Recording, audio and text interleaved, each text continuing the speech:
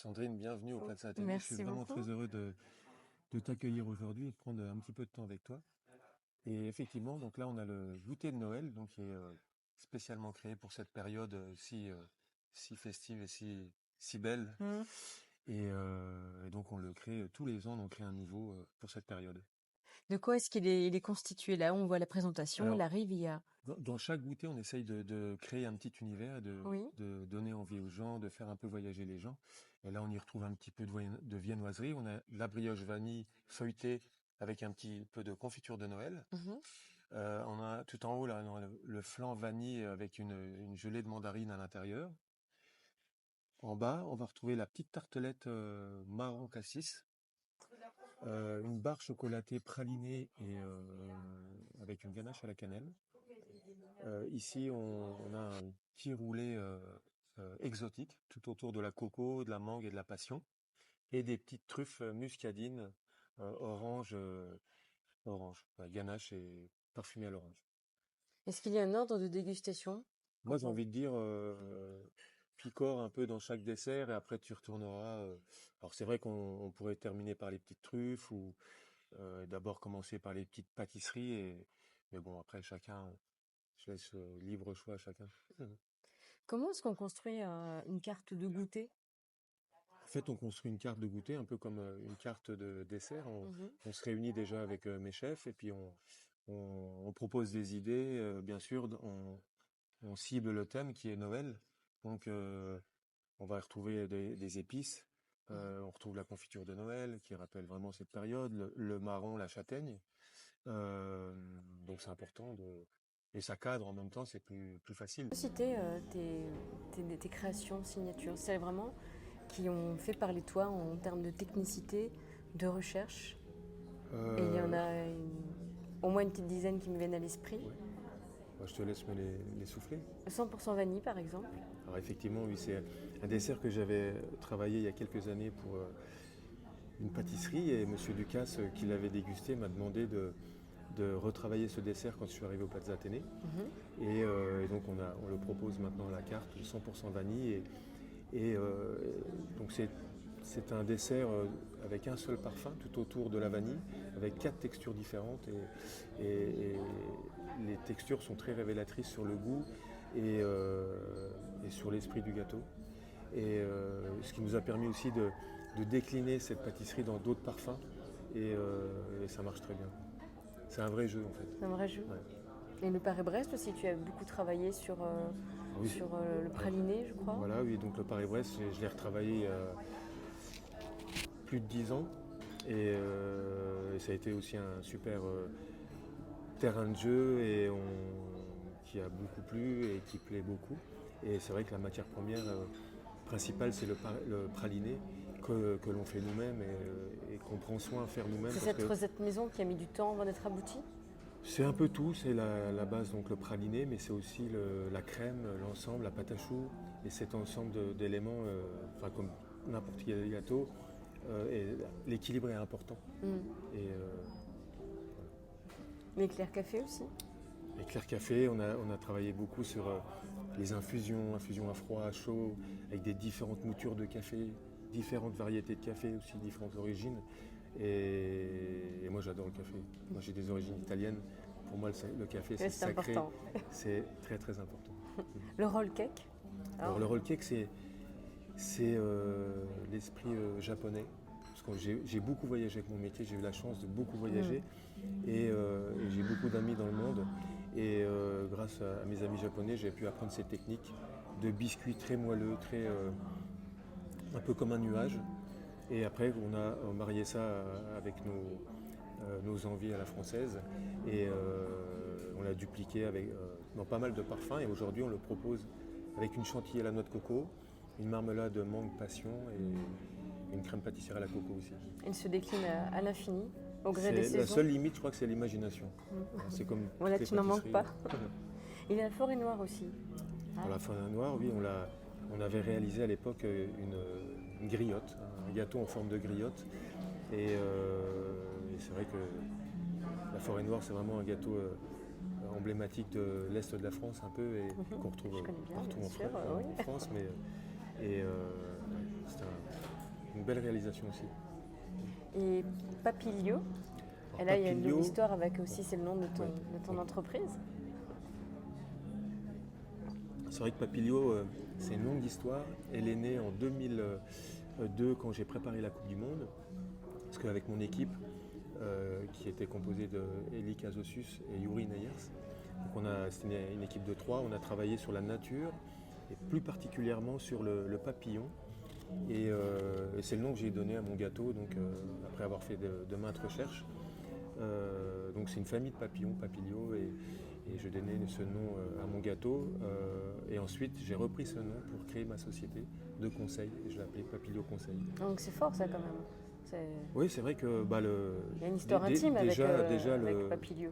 déjà la compétition était très forte. Ce travail d'équipe, moi ça m'a apporté beaucoup et ça a été beaucoup d'émotions, beaucoup de travail, énormément de travail, 1 an de travail pour préparer cette compétition.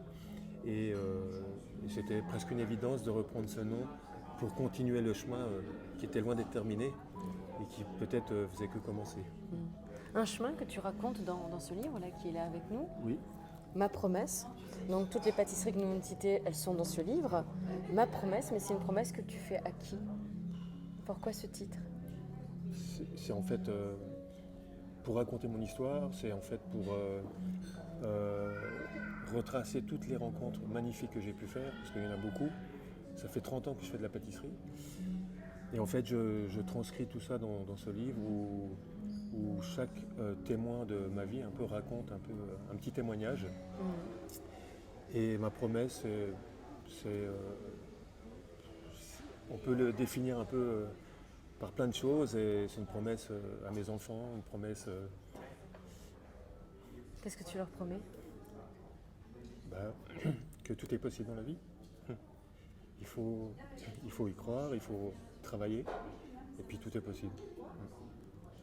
Il y a eu un moment difficile dans ta vie pour que tu aies envie de faire ce livre, parce que tu es un champion du monde, un meilleur voilier de France, mais tellement de pudeur, tellement de réserve, tellement de discrétion. Et néanmoins, un beau livre, où tu as même presque préféré que d'autres personnes parlent de toi, puisque c'est vrai qu'il y a de nombreux témoignages. Il y a une personne, un ami commun dont tu m'as parlé au téléphone pour préparer cette rencontre. Il s'agit de Franck Fresson. Et comment est-ce qu'il a évolué sur ton parcours? Franck, malheureusement, il nous a quittés, mais c'était quelqu'un un super grand professionnel, d'une intelligence hors norme et qui nous a beaucoup apporté à beaucoup de pâtissiers, beaucoup de copains, et qui a été aussi, qui a su nous réunir pour travailler, mais aussi pour faire la Pour fête. fédérer, pour faire la fête. Voilà, ça reste quelqu'un d'unique et il nous manque beaucoup. Il nous manque beaucoup, oui. Est-ce que tu as un souvenir marquant, par exemple, de votre première rencontre? Ou du premier contact qui a compté? Ouais. En fait, un coup de téléphone, je crois. C'est vrai qu'il m'a appelé à 2 mois de la finale du meilleur ouvrier de France. Et tout simplement, je connaissais encore très peu, mais un petit peu quoi. Et il m'a appelé pour prendre des nouvelles, pour savoir comment j'allais, où j'en étais dans le concours, dans la préparation de la finale. Et je crois que ça m'a beaucoup marqué et j'ai gardé ça dans ma mémoire, je crois jusqu'à la fin. Jusqu'à la fin. Ouais. Et ouais, c'était incroyable quoi, parce que dans les moments-là, on a des doutes, on travaille beaucoup, on est dans sa bulle. Et ça donne des ailes. Ces quelques paroles, tous les gens qui vous entourent et qui vous suivent vous portent et vous donnent beaucoup de force. En tout cas, moi, ça m'en a apporté beaucoup et ça m'a certainement aidé à accomplir mon rêve. C'est beau ce que tu dis. Et un temps fort que vous avez partagé? Un jury de concours, un événementiel, un salon? En fait, Tu dois garder un souvenir. les plus beaux souvenirs avec Franck, il y en a tellement. Je crois que les plus beaux, et ce qu'il a réussi à faire avec beaucoup de copains pâtissiers, c'est nous réunir et faire la fête. Et c'est vrai qu'on travaille beaucoup. toutes ces années, on a beaucoup travaillé et sans prendre le temps de prendre du plaisir et de décrocher un peu de ce monde du travail. Et lui nous a beaucoup aidé pour ça. Tu sais que ce dessert, on l'a eu à la finale du meilleur ouvrier de France. Donc on avait une brioche feuilletée, mais Que tu as pris la brioche MOF, hein, en fait. voilà, c'est ça. On l'a retravaillé un peu en individuel. Voilà.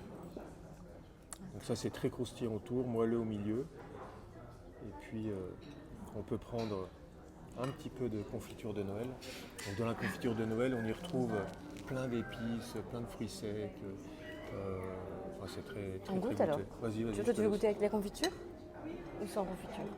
Ouais, t'as la confiture de Ah, Noël c'est ça, ici, oui, pardon. c'est ça. Je crois que Prends ta c'était- petite cuillère si tu veux, puis tu. Ici. Oui. Allez, attends, D'abord, je goûte sans. ouais, vas-y. On va couper la bûche et on l'a travaillé. Je vais vous dire après. Oui. Donc là, on a travaillé le marron dans différentes textures et on l'a marié au cassis sur un fond de pâte sucrée. Hop. Voilà. Donc là, on retrouve une chantilly dans laquelle on a fait une infusion de châtaigne grillée qui va apporter un parfum vraiment très intense de marron enfin, moi je trouve ça incroyable. Donc on fait torréfier les châtaignes au four et après on les fait infuser dans la crème. On a cette petite gelée de cassis qui va apporter un peu de peps, d'acidité. Le marron se marie très bien avec les fruits. Voilà, et cette petite fine couche de pâte sucrée. Et tout autour du marron pur qui est assoupli un peu et poché tout autour en petites vagues comme ceci. Ça a l'air aussi beau que bon. Je te montre. Wish you